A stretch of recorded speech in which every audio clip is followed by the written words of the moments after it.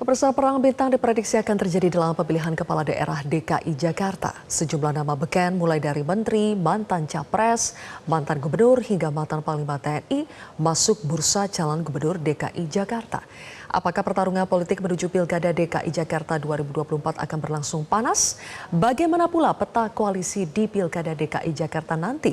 Kami akan membahasnya bersama dengan Ketua DPP PKS Mardani Alisera, Ketua DPD Golkar DKI Jakarta Ahmed Zaki Iskandar, dan pengamat politik Rio Prayogo. Selamat malam Bang Mardani, Bang Zaki, dan juga Mas Rio. Selamat malam semua. Baik, terima kasih sudah hadir. Waalaikumsalam. Bang Mardani, saya ke Anda dulu sebagai partai pemenang Pileg 2024 di Jakarta. Apakah PKS sudah mantap akan mengusung kadernya sendiri untuk menjadi calon gubernur Jakarta? Terima kasih Zilvia. Yang pertama, kami bersyukur dengan dukungan kader dan masyarakat PKS menang di DKI. Tapi kami juga sadar menangnya tuh baru 17%, ya 18 kursi. Syarat golden ticket kan 20% atau 21 atau 22 kursi ya, sehingga memang harus berkoalisi ya, harus berkolaborasi dengan yang lain. Yang kedua tentu pilkada beda dengan pileg ya. Figur sangat menentukan. Boleh jadi partainya besar tapi figurnya belum ada, atau figurnya ada tapi tidak punya partai. Semua mesti dipertimbangkan. Jadi DPP PKS bersama dengan DPW PKS DKI Jakarta bekerja terus berkomunikasi, silaturahim, dan membangun sinergi dengan banyak pihak, khususnya bertanya kepada kader, siapakah usulan dari kader. Gitu Zilvia. Oke, Bang Mardani, kita akan putarkan. Di sini ada pernyataan dari Anies Baswedan. Kita tahu Anies Baswedan itu adalah calon gubernur yang dulu di 2017 diusung oleh PKS dan Gerindra. Coba kita simak pernyataan dari Anies Baswedan berikut ini. Anies mengatakan bahwa Pilpres itu pertandingan paling atas di Indonesia. Tidak ada yang lebih tinggi dari itu. Jadi apapun yang dikerjakan besok pasti lebih rendah dari Pilpres. Jadi jangan pernah bilang Pak Anies kok nanti turun ya. Ya memang turun. Rampung Pilpresnya karena tidak ada pertandingan yang lebih tinggi lagi, cuma di situ saja selesai. Memang belum ada jawaban pasti ya dari Anies apakah mau diusung kembali atau tidak, tapi apakah PKS masih mempertimbangkan untuk mengusung Anies Baswedan sebagai cakup Jakarta di Pilkada 2024 ini, Bang Mardani? Mas Anies ini salah satu yang dekat dan satu visi, satu frekuensi dengan PKS. Makanya di Pilkada 2017 kita dukung, di Pilpres kita dukung, pasca Pilpres juga hubungan kita harmonis. Tetapi lagi-lagi PKS sadar kita cuma 18 kursi ya, kita harus komunikasi. Saat yang sama tentu pimpinan juga melihat ada kader yang mungkin ingin dimajukan. Tapi kami yakin dengan musyawarah yang seksama, dengan mempertimbangkan kepentingan yang paling baik buat warga Jakarta. Jadi garis bawahnya warga Jakarta. Dan pandangan saya pribadi, Mas Anies punya kelebihan karena 5 tahun di DKI berprestasi dan banyak meninggalkan catatan-catatan baik bagi warga Jakarta. Oke. Kalau begitu Bang Mardani, karena masih belum cukup kursi untuk bisa mengusung sendiri, penjajakan yang sudah dilakukan PKS itu ke partai mana untuk bisa mengusung calon gubernur? Yang paling utama tentu ke kawan dekat lebih dahulu yang ada di Koalisi Perubahan.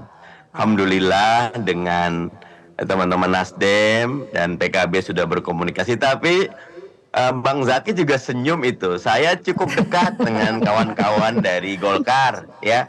Teman-teman Gerindra juga komunikasi. Jadi kebetulan memang untuk pilkada PKS sangat cair dan bisa berkoalisi dengan 01, 02, atau 03 yang dulu mendukung Pilpres, karena memang yang paling penting adalah kita mendahulukan yang terbaik, calon yang terbaik, dan bisa menang untuk warga Jakarta. Begitu. Oke, garis besarnya bisa koalisinya lintas koalisi di luar koalisi Pilpres ya, Bang Mardani. Kalau begitu saya pindah dulu nih ke Bang Zaki. Bang Zaki ini namanya masuk kan dalam bursa bakal Cagup DKI Jakarta yang diusung Golkar bersama dengan mantan Gubernur Jawa Barat Ridwan Kamil dan juga ada pengusaha sekaligus anggota DPR RI terpilih dari Golkar ya, Erwin Aksa. Kemudian bagaimana mekanisme penjaringan nama-nama bakal Cagup DKI Jakarta di internal Golkar ini, Bang Zaky? Jadi kalau di Golkar ini ada mekanisme dari calon-calon yang akan dimajukan di pilkada, terutama di Jakarta, di mana bukan cuma pengalaman dan popularitas, tapi juga tentu saja loyalitas dengan partai dan juga tidak tercela. Nah, maka dari itu ada 3 nama yang diusulkan untuk kader Partai Golkar maju di pilkada Jakarta. Pun begitu, kami juga akan nanti menunggu keputusan dari DPP untuk penetapannya. Untuk sementara 3 nama ini diberikan waktu untuk bekerja, meningkatkan popularitas, kemudian kerja-kerja politik lainnya di Jakarta. Nah, tadi juga Pak Bang Mardhani katakan memang tujuan akhirnya adalah mana yang terbaik untuk menjadi pimpinan daerah di Provinsi Jakarta ini. Yang paling penting adalah sosok dan figur ini bisa diterima di masyarakat, punya pengalaman, dan tentu saja bukan saja elektabilitas, tapi juga mudah-mudahan bisa dipercaya oleh masyarakat. Itu yang paling penting. Dan Jakarta ini karena menjadi barometer untuk partai politik semuanya, keputusan-keputusan yang ada ini nanti akan diserahkan oleh DPP Partai Golkar, berbicara juga nanti dengan partai-partai mitra yang lain. Tadi kalau PKS mendapatkan 18 kursi, Golkar di DPRD Jakarta naik dari 6 menjadi 10 kursi. Kami juga paham, kami harus berkoalisi, harus bermitra dengan partai lain untuk mencapai 21 atau 22 kursi dalam rangka mencalonkan gubernur dan wakil gubernurnya. Nah, komunikasi politik inilah yang akan dibangun oleh DPP dengan partai-partai mitra. Tadi juga kalau bagaimana dengan Golkar, Partai Koalisi Indonesia Maju tentunya menjadi prioritas utama, tapi juga tidak tertutup kemungkinan kita juga akan berbicara dengan partai-partai yang lain. Itu Mbak. Oke, tapi Bang Zaky dari 3 nama itu nantinya untuk menentukan 1 nama yang akan diusung Partai Golkar itu indikatornya apa? Apakah pertama itu popularitas, elektabilitas, loyalitas atau bagaimana indikatornya? Untuk yang pertama sekarang kami diberikan kesempatan untuk meningkatkan popularitas masing-masing para bakal calon ini, ya. Jadi kita diberikan waktu sampai akhir Juli atau awal Agustus nanti ada 3 kali survei kalau di Golkar untuk bagaimana membaca popularitas dan elektabilitas bakal cakada yang diusung di Provinsi Jakarta. Jadi kita masih diberikan waktu sampai nanti di awal Agustus, Mbak. Oke, baik. Nanti akan dilakukan survei internal untuk mengetahui popularitas dan elektabilitas ya. Survei internal nanti. Baik, betul. Oke. Mas Rio, tadi kami sudah menyampaikan ada sejumlah nama beken mulai dari menteri, mantan capres, mantan gubernur, mantan panglima TNI masuk semua ini dalam bursa calon gubernur DKI Jakarta. Kenapa sih DKI Jakarta yang nantinya tidak berstatus lagi sebagai ibu kota negara, tapi tetap menjadi magnet atau barometer pilkada? Iya, terima kasih Sylvia. Saya kira begini ya, ada hal yang menarik kalau Jakarta ini ya. Jangan-jangan banyak tokoh yang disebutkan itu pengen nyalon di daerah atau provinsi lainnya, tapi pengen disebut dulu di Jakarta. Karena apa? Kalau sudah disebut di Jakarta, kalau sudah disebut di Jakarta, otomatis Indonesia tahu semua, gitu ya. Nah, itu kenapa? Karena ya memang Jakarta adalah epicentrum politik nasional. Jadi nanti jangan heran kalau dari nama-nama yang ada itu akan banyak mencalonkan diri di Provinsi Jawa Barat misalnya, atau mungkin di Jawa Timur atau di provinsi-provinsi yang lainnya. Toh waktu masih panjang sampai tanggal 27 Agustus. Dan saya kira hal kedua yang ingin saya sampaikan, menariknya Pilkada DKI tahun 2024 ini adalah ada satu orang bernama Anies Baswedan yang kemarin mencalonkan diri sebagai calon presiden. Even dia tidak menjadi presiden, tetapi bagaimanapun gemanya itu kan cukup besar begitu ya. Dan saya cek di data survei kami memang tingkat kepuasan publiknya cukup baik. Nah, Oleh karena itu, dengan waktu yang tidak banyak, ya capek untuk pilpres ini kan belum selesai, Bang Zaki, Bang Mardani, ya belum selesai nih Ya, betul. pilpres nih, sudah dihadapkan dengan pilkada lagi. Nah, dengan rentang waktu yang tidak relatif pendek ini, menurut saya ini ada skenario, ya, diam-diam ada skenario melihat Anies nih maju lagi apa enggak gitu kan. Nah, kalau bukan kalau Anies Baswedan yang maju lagi, maka mungkin ya beberapa partai yang berbeda dengan Anies akan memberikan lawan yang sepadan dengan Anies Baswedan. Tapi ingat, kalau itu skenarionya, maka waktu semakin pendek. Ya. Gitu ya, waktu makin pendek. Jadi partai-partai yang mungkin akan berkompetisi dengan Anies Baswedan, dengan keyakinan Anies akan maju, harus segera memunculkan siapa sosoknya. Ya, dari Golkar kan sudah disebutkan Ridwan Kamil, mungkin Bang Zaki juga, itu harus dipastikan apakah Ridwan itu di Jawa Barat atau di DKI, supaya masih ada spare waktu untuk menandingi elektabilitas dari Anies Baswedan. Nah, sebagai gubernur incumbent sekaligus sebagai capres, jadi agak sulit kalau kemudian waktu yang pendek ini benar-benar tidak dimanfaatkan untuk menyebut siapa kandidat yang akan didukung. Itu sih yang menarik ya, dua hal dari saya, Sylvia. Oke. Jadi patokannya Anies Baswedan maju atau tidak ya? Mungkin nanti saya harus gali lebih jauh ke Bang Mardani itu. Tapi kita harus jeda terlebih dahulu, Bapak-Bapak. Nanti kita akan lanjutkan lagi pembahasan kita. Tetap bersama kami di Prime Time News. Baik, kami lanjutkan kembali pemirsa. Bang Mardani, kalau tadi dari analisa Mas Rio, ini patokannya ini adalah Anies Baswedan maju atau tidak di Pilkada DKI Jakarta. Nah, karena waktunya juga sudah mepet, Bang Mardani, hanya 6 bulan saja. Jadi PKS menimbang lebih baik memajukan figur yang sudah dikenal secara nasional, yaitu Anies Baswedan, atau masih membuka opsi untuk mencari alternatif lain? Tentu kalau nama Mas Anies seperti yang tadi Mas Rio sampaikan, kelebihannya beliau incumbent dengan tingkat kepuasan publik dan catatan prestasi yang banyak dan bagus, belum lama turun dari capres yang sangat melambungkan popularitasnya, sehingga memang Mas Anies adalah salah satu figur utama. Tetapi setahu saya, hingga saat ini Mas Anies belum menyatakan secara terbuka akan maju di pilkada. Kita tentu sangat menghormati apapun keputusan Mas Anies. Karena itu sembari kita melakukan komunikasi, mungkin Mas Anies juga dalam waktu yang dekat atau nanti dalam waktu yang tepat akan membuat pengumuman. Kita tunggu saja, tapi sambil menunggu PKS juga terus melakukan komunikasi dengan banyak pihak. Oke, menunggu pernyataan dari Mas Anies, tapi sebetulnya dari PKS akan menawari tidak, Bang Mardani? Kalau hasil keputusan Majelis Syuro-nya Mas Anies termasuk kandidat, mungkin ditawarkan. Tapi mungkin juga tidak kepada satu pihak. Karena desakan kader maju juga ada. Tapi saya yakin dengan musyawarah yang seksama, PKS bersama dengan partai koalisi untuk maju di Pilkada DKI akan mendapatkan figur terbaik untuk menang di Pilkada 2024 DKI. Oke, baik. Bang Zaki, betulkah untuk menentukan langkah dari masing-masing partai, ini harus intip juga ini siapa calon yang akan diajukan oleh partai lain? Dengan 3 nama yang diajukan di Golkar ini tentu saja punya opsi A, opsi B, dan opsi C untuk pilkada di Jakarta. Jadi ketua umum kita ini sudah mempersiapkan langkah-langkah, khususnya langkah-langkah politik di perhelatan pilkada Jakarta. Maka dari itu ada 3 nama tadi. Jadi kami pun nanti juga akan melihat peta-peta politik. Jadi kalau kata Mbak Sylvia ngintip ke kiri, ngintip ke kanan, ya pasti. Apalagi Golkar juga akan melihat potensi-potensi yang ada.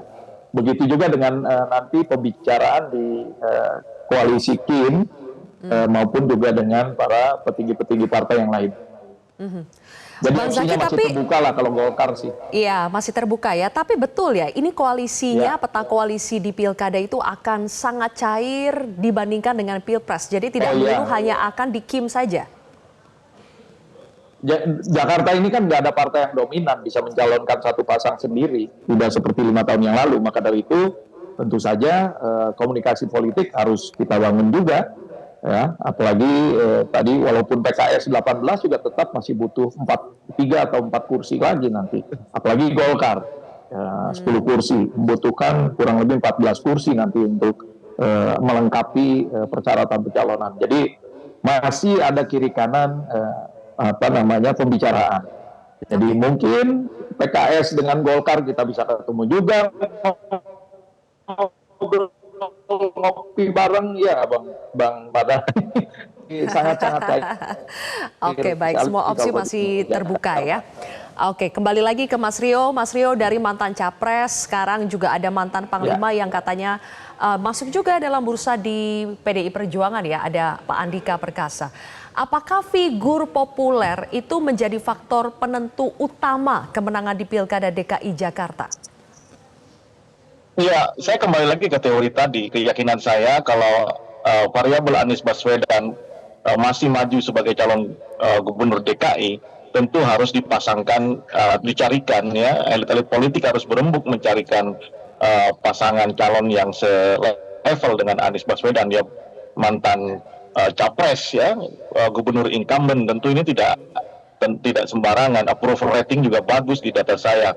Nah, sementara kandidat yang muncul ketika kami survei itu baru Ahok ya, Basuki Cahayapurnama, itu pun dengan rentang elektabilitas yang cukup jauh ya, 2 kali lipat bahkan dibanding Anies Baswedan. Dan itu wajar karena Ahok sudah tidak menjabat. Sementara nama-nama lain itu bahkan masih di bawah 10% ya, berbeda dengan Ahok. Nah, dengan seperti itu, makanya saya katakan tadi, dengan mepetnya waktu yang tersedia untuk melakukan penetrasi, pengembangan elektabilitas, harusnya partai-partai itu sudah langsung segera melakukan upaya penentuan nama yang akan diusung, begitu ya.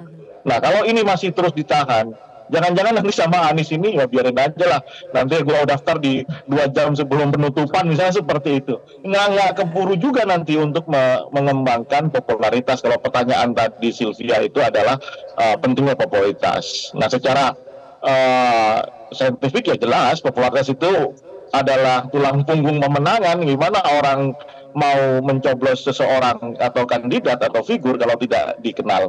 Jadi itu kesulitannya untuk Pilkada DKI. Kalau saya, keyakinan saya si Anies Baswedan akan maju. Apalagi tadi kalau saya menafsiri apa yang disampaikan oleh PKS, Bang Mardhani, ya Bang Mardhani belum ini terbuka aja mungkin ya. Kalau saya menafsiri sih. Oke, Mas Rio, menurut Anda kalau Anies Baswedan maju itu akan diusung oleh partai-partai yang ada di koalisi perubahan Pilpres atau bisa saja dari koalisi lain yang di luar koalisi Pilpres? Saya agak ini Sylvia, kalau bicara koalisi Pilpres sudah bubar menurut saya, sudah selesai ya, karena kekunjungan Prabowo Subianto sebagai presiden terpilih ke kantor Nasdem kemudian ke kantor PKB, saya kira agak jauh lagi kalau kita meyakini itu masih eksis. Ya mungkin ada eksistensi itu ada, tapi sudah makin mengecil, kian mencair situasi antar elit partai politik. Nah, tentu itu akan berimbas terhadap konstelasi di dalam pilkada serentak ini. Kenapa? Tadi saya katakan, ketika keringat Pilpres 2004 ini belum usai, belum kering dielap ya, harus dihadapkan pada situasi yang sudah berat ada pilkada. Nah, oleh karena itu kan elit ini, skenario elit itu akan berpengaruh terhadap pilkada-pilkada termasuk di DKI begitu. Itu Sylvia akan sangat cair menurut saya, tidak ada lagi Kim, tidak ada lagi koalisi perubahan atau tidak ada lagi koalisinya PDI dan lain-lain. Saya kira akan lebih banyak bertemu simpul-simpul itu untuk kepentingan. Akan banyak duduk, akan banyak diselesaikan di Jakarta pilkada DKI nanti, di pilkada se-Indonesia termasuk DKI. Oke, menarik kita gali lagi dari sisi calon kandidat ya, dari Bang Zaky ini yang mungkin berpotensi, Bang Mardhani juga mungkin berpotensi menghadapi calon-calon. Kita sudah dengar ada list nama-nama besar yang akan bertarung. Apalagi tadi disebutkan Anies Baswedan juga yang sudah berkontestasi di pemilihan presiden. Apakah itu akan menjadi suatu kekhawatiran tersendiri, Bang Zaky? Gini Mbak, jadi sebetulnya dinamika di pilkada ini juga macam-macam. Ya, Pak Anies itu juga akan maju ketika Ahok sedang dominan di surveinya. Ya. Kemudian juga di beberapa daerah yang incumbent tiba-tiba bisa dikalahkan oleh kontender yang baru masuk, ya. Dan ini merupakan dinamika yang terjadi di pilkada kita. Begitu juga yang terjadi di Jakarta. Mengenai popularitas tadi, betul, popularitas ini adalah bagian yang paling penting untuk menjadi faktor kunci kemenangan. Dan popularitas itu ketika masuk ke arena pilkada, itu juga dengan cepat sekali bisa melesat, apalagi daerah seperti Jakarta, di mana semua media, mata, kemudian masyarakat ingin mengetahui siapa saja calon-calonnya. Dan itu merupakan potensi juga buat calon-calon penantang, misalnya Anies maju. Jadi saya pikir dinamikanya masih cair sekali, dan dalam waktu yang dibilang pendek ya bisa juga, tapi dibilang panjang juga kita masih memiliki waktu untuk melakukan kerja-kerja politik dan juga meningkatkan elektabilitas, terutama juga popularitas. Oke, baik. Kalau untuk Bang Mardhani, untuk mengerucutkan nama menjadi satu nama nanti yang akan diusung oleh PKS selain melalui mekanisme Majelis Syuro, apakah juga akan ada misalnya survei-survei internal yang dilakukan untuk menentukan satu nama ini? Pasti Mbak, ya Zilvi kan tahu ya bahwa there is no rocket science in winning election ya. Bagaimana popularitas, nanti likability-nya, kemudian nanti baru elektability-nya. Dan saya setuju sama Bang Zaki bahwa boleh jadi nama Mas Anies di surveinya Mas Rio tinggi ya. Tetapi ada satu faktor lain ketika Pak Prabowo dan Pak Jokowi mungkin punya preferensi berbeda, maka siapapun lawan Mas Anies bisa lebih kuat ya. Saya tidak yakin Mas Anies termasuk yang disukai oleh Pak Prabowo dan Pak Jokowi itu loh. Sehingga kemungkinan akan dijadikan satu lawan yang kuat juga ada. Tetapi saya secara umum tadi tidak ada yang tidak mungkin dalam pilkada. Tidak boleh kita mengatakan bahwa satu ini pasti menang. Tidak ada. Pilkada selalu menghadirkan kejutan. Pilkada selalu memberikan kesempatan bagi rakyat untuk membuat keputusan yang kadang-kadang tidak terfikirkan, tidak terprediksi. Jadi siapapun yang akan jadi calon, maka akan menghadapi tantangan yang berat. 27 Agustus daftar, 27 November 3 bulan, itu kerja berat. Dan kalau pengalaman waktu 2017 yang dulu, itu kerja utamanya justru setelah pendaftaran. Sebelum pendaftaran nama-nama besar itu bisa hilang ketika kerja-kerja kampanye dilakukan. Kami merasakan sekali dulu waktu awal, karena kebetulan Zilvi saya dulu ketua timnya Mas Anies gitu. Kita kampanye tentang macet, kita kawan tentang banjir, tentang sampah, tapi nggak ada vibrate, nggak ada frekuensinya. Ternyata ibu kota lebih kejam dari ibu tiri, ekonomi, makanya keluarlah OKOC gitu loh. Itu keluarnya 2 pekan sesudah kita kampanye, setelah kampanye nggak kerasa apa-apa kok, nggak ada vibe-nya gitu. Nah sehingga lagi-lagi siapapun calonnya saat sekarang kondisinya seperti Pertamina, mulai dari nol semua. Memang Mas Anies punya kelebihan. Jujur Mas Anies punya kelebihan, tetapi calon lain juga tidak menutup kemungkinan akan diterima, apalagi kalau memang rajin turun.